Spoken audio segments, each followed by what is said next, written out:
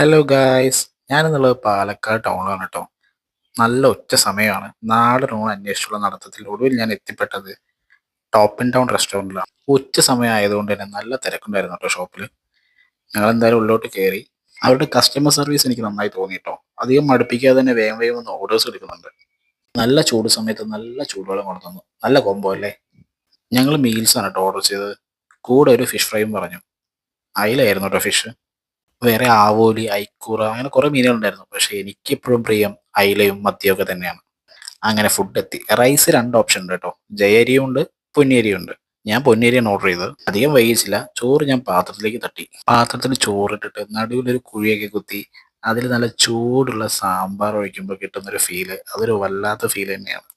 Time അധികം വൈകാത്തതുകൊണ്ട് തന്നെ കറികൾക്കൊക്കെ നല്ല ചൂടുണ്ടായിരുന്നു കേട്ടോ. ചൂടോടെ കഴിക്കുമ്പോഴാണല്ലോ അതിനൊരു രുചിയുള്ളത്. മീൽസിനൊപ്പം വരുന്നത് തോരനുണ്ട്, അവിയലുണ്ട്, നല്ല മോരുണ്ട്, ചീര കൊണ്ടുള്ളൊരു കറിയുണ്ട്, പിന്നെ രസം, സാമ്പാർ, പിന്നെ മീൻ കറിയും, പിന്നെ ഒരു പപ്പടവും.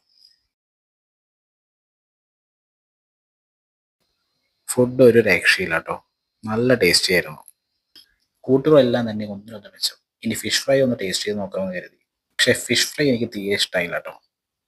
വേവ് കുറവുള്ള പോലെയും മസാല കറക്റ്റ് പിടിക്കാത്ത പോലെയും എനിക്ക് തോന്നി. റൈസ് ഞാൻ രണ്ടാം വട്ടവും വാങ്ങി. അവരുടെ കസ്റ്റമർ സർവീസ് കൊള്ളായിരുന്നു കേട്ടോ. ഈ തിരക്കിനിടയിലും ഓരോ ടേബിളുമാർ ശ്രദ്ധിക്കുന്നുണ്ട്. ഈ കൂട്ടത്തിൽ മിസ്സായി പോയ ഒരാളുണ്ട് കേട്ടോ. അച്ചാർ. അച്ചാർ അവർ ഓൾറെഡി ടേബിൾ തന്നെ സെറ്റ് ചെയ്ത് വെച്ചിരുന്നു. പക്ഷെ ഞങ്ങളത് കണ്ടില്ല. മീൽസിനൊപ്പം ഒരു പായസം കൂടി ഇല്ലെങ്കിൽ എങ്ങനെയാ? ഞങ്ങളൊരു പായസം കൂടി പറഞ്ഞിരുന്നു. പാലടയാണ് കേട്ടോ. പാലട സൂപ്പറായിരുന്നു കേട്ടോ. പക്ഷെ ക്വാണ്ടിറ്റി തീരെ കുറഞ്ഞതുപോലെ തോന്നി.